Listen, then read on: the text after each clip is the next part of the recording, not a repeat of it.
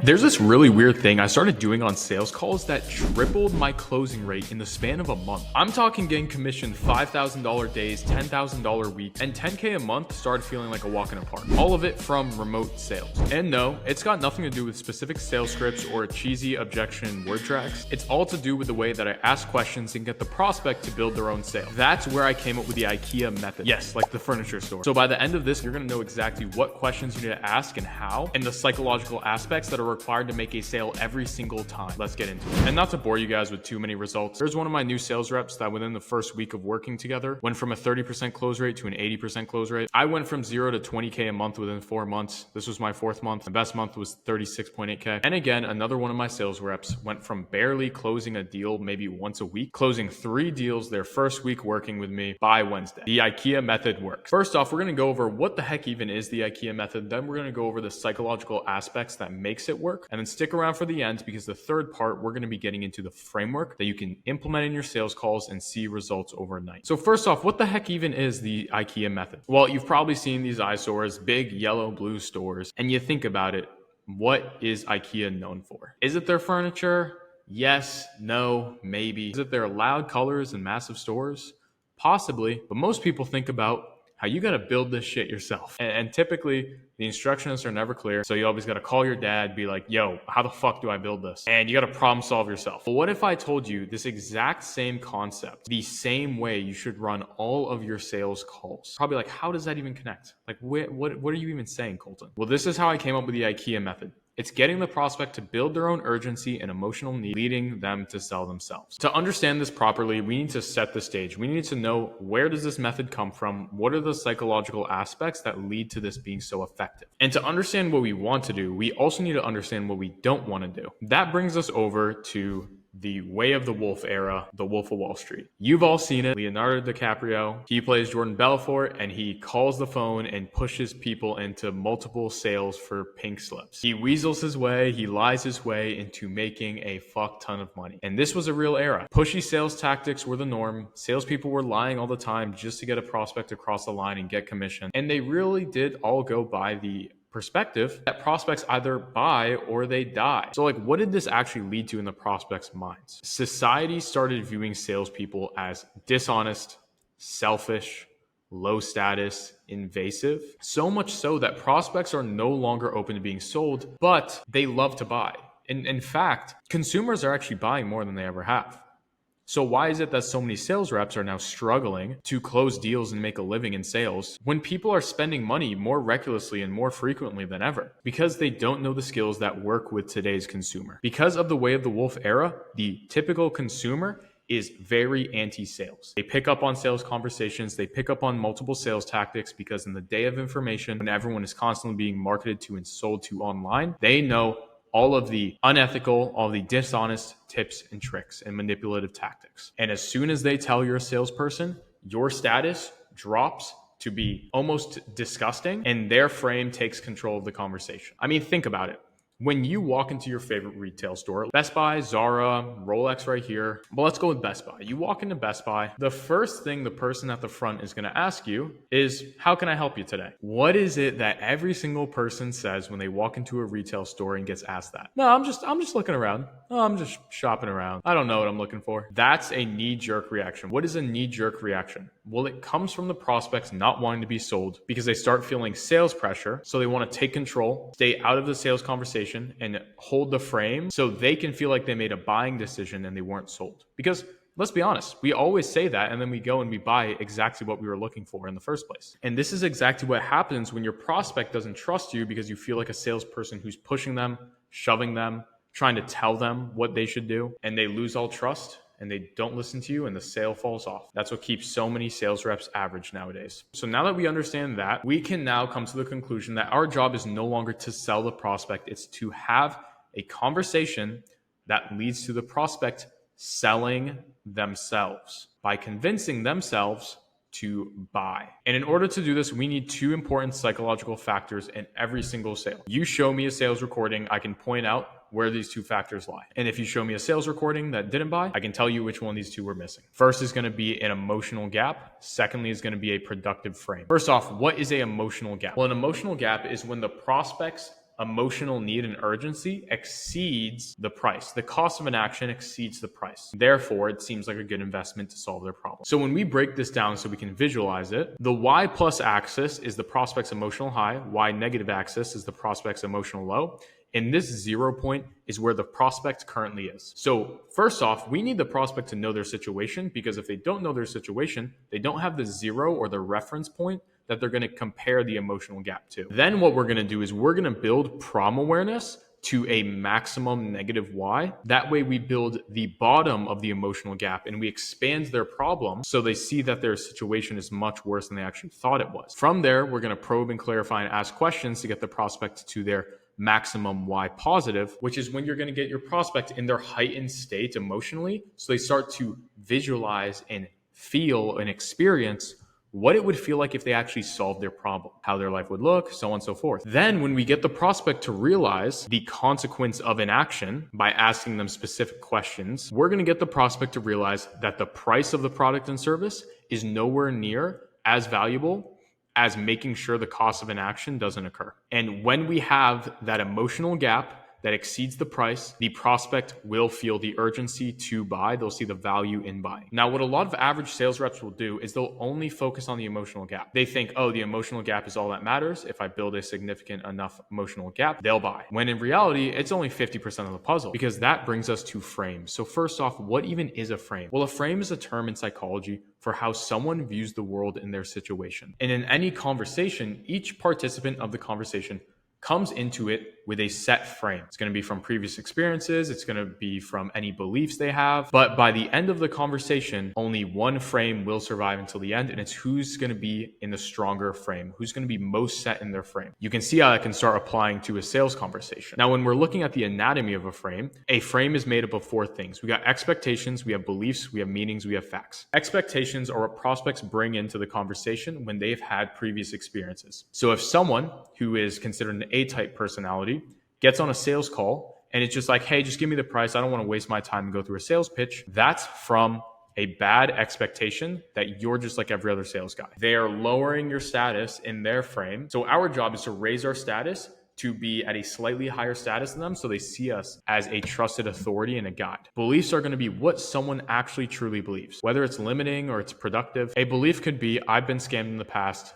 Everything else is a scam now. That's a belief. Another belief is, I can't go out and make money. I've tried everything. I just can't make money. That's a belief. That can hurt us or that can benefit us. It's our job to make sure it helps us. Meanings are how people interpret facts. So for example, a fact is just going to be a fact. I'm wearing a black shirt. I have a silver watch on. You are watching this video on YouTube. A meaning would be how you interpret that. You could say, this silver watch looks good. In a sales conversation, you could say, I don't have the money to pay it in full, therefore I can't do this. Them not having the money to pay it in full, that's a fact. You can't argue that. Them deriving the meaning that means they can't do it, that is a meaning. And that can be false and it all can also be shifted. Why is this important? Because when we are deframing and reframing the prospect, so we can get them into a productive frame where not only do they have the emotional gap to build the urgency, but they have the productive frame to feel capable and committed to solving their problem, that's when we get a sale to occur. And in order to do so, we have to change their expectations, we have to change their beliefs, and we have to change their meanings. Facts are facts, we can't change those. And the way we're going to do that is we're going to ask specific questions going through specific frameworks to change the prospect's frame to a frame that we establish and we introduce so that they can solve their problem and find commitment. Some frame examples are going to be, for good frames, I can get resourceful to solve my problem. It's my responsibility to make this decision. I can change if I do the right things. My way of making decisions doesn't work, therefore I must change it. Bad frames is, I don't have the money, therefore I can't.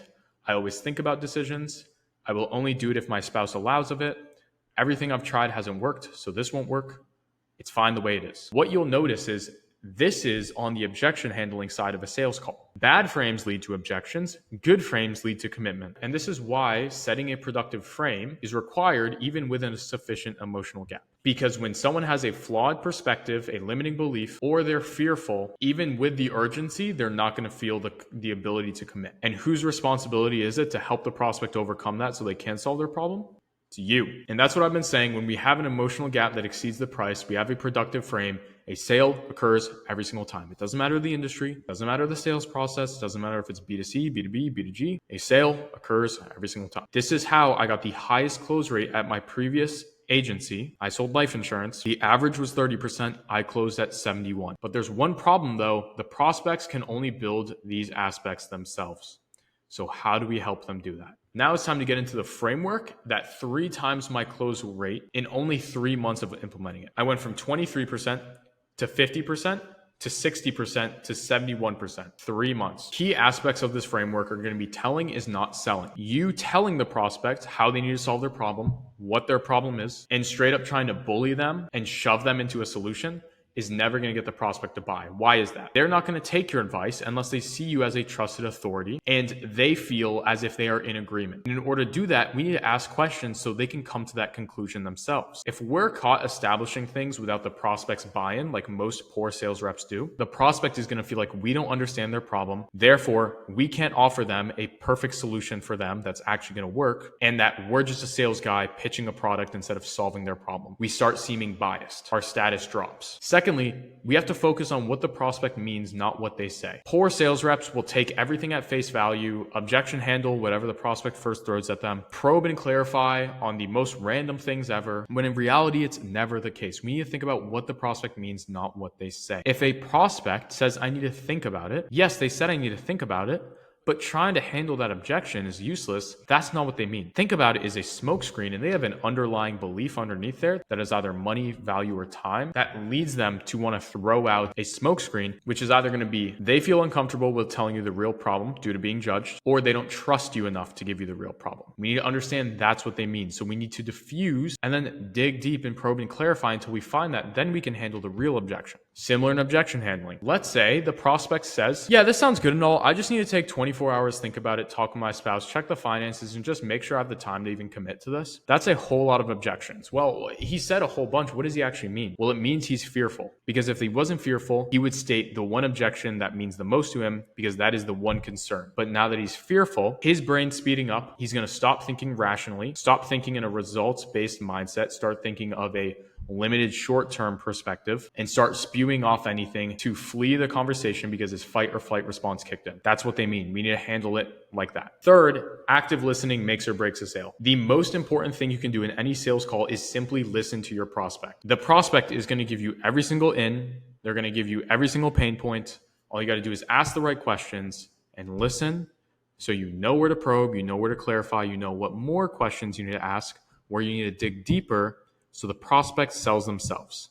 If you're not actively listening, you're going to go back and listen to the call and think to yourself, how the fuck did I miss that? This is what separates decent sales reps from great and the best. And finally, just genuinely give a fuck. If you care about your prospect, if you have the intent of helping your prospect, your intent will bleed into the way all of your questions land, all of your frames are set, because the prospect is able to pick that up. We as humans are really good on picking up on subconscious communication. Tonality, body language, verbal pacing, we're very good at picking up on it even if we don't even realize. If you do not give a fuck and you solely care about your commission, the prospect will tell. Now that we have that out of the way, it's time to actually get into the framework of the IKEA method. First off, we're going to have the connection stage. We need to establish trust.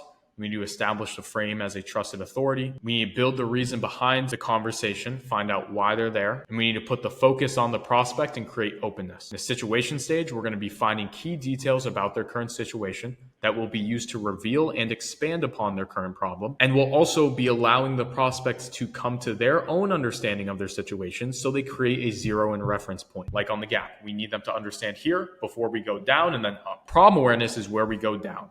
We're helping the prospect understand their real problem, what it's causing, and how it's affecting them personally. We're going to do this using set questions and then probing and clarifying on everything they say, tying identity in, tying feeling in, tying logistics in, because someone's problem is going to derive from 3 things. It's either going to be a logistical problem, a emotional need, or status. After problem awareness, the prospect now understands they're not in a great situation. And now we're in the perfect scenario to get into the framing stage, where we're going to uncover the prospect's true limiting beliefs and negative frames, and then help them overcome them and turn them into productive frames. We're going to do that by changing the cause, changing the meaning, changing responsibility, and changing the logical levels of their frame. And to do that, we're going to use things like stories, analogies, comparisons, questions. Once we have them deframed and reframed into a productive frame, which we want to get rid of all the negative frames at this point before the price is dropped, is where preventing objections comes into play. Once we've done that, we move into the solution awareness stage, where we help the prospect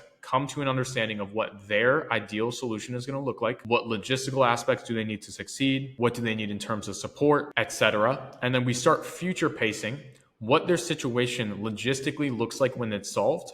Where are they living? What car are they driving? How are they taking care of their family? What's their income every single month? And then we future pace how they're affected emotionally with that new lifestyle. That's where the emotional high comes into play, because they're now visualizing it and they're experiencing it with their imagination. And then we bring out the cost of inaction through the consequence stage. This is where real urgency comes from. Doesn't come from saying we're almost out of spots.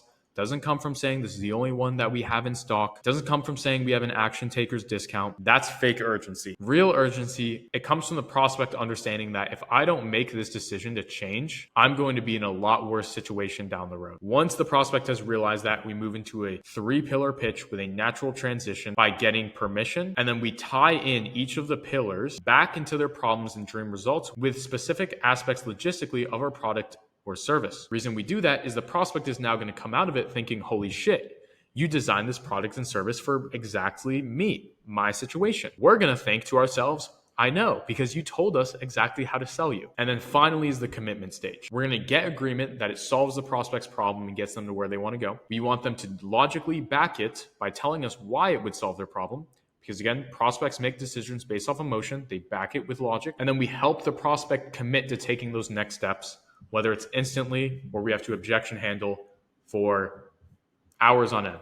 And I only have so much time to record this video. I actually have to go run off to a dinner. Got to take the girl out. You know how it is. But if you want a 10+ hour breakdown of this exact framework in more depth, that way you can apply it to your sales process to triple your close rate, just like me and all my reps do. For the first 100 members, we're giving free access to the Apex Sales Coaching community. At the time I made this presentation, we already have 40. I think we've already added a couple people since then. This includes 10 hours of advanced sales training modules, the whole framework, objection handling framework, psychology, 5 hours of how to shape your mind to be a productive killer on sales calls and in life, because where you succeed in one area of life bleeds into every other area. You can't succeed in business and fail in social life. We offer partnered sales jobs activities in there. So even if you're looking for a new offer or you're trying to get into sales, we have direct contacts to get you involved. We offer direct feedback to your specific calls and your questions, and we have group coaching calls weekly. All of this for free. At the time you're watching this, I have no idea if it'll still be free. The best thing you can do is check the link in the description to know. Because hey, if it is, you are not getting this value from anywhere else. I better see you in there. And if you found this super helpful, hit the subscribe button, hit the like button, helps out a bunch, and I will see you guys in the next one.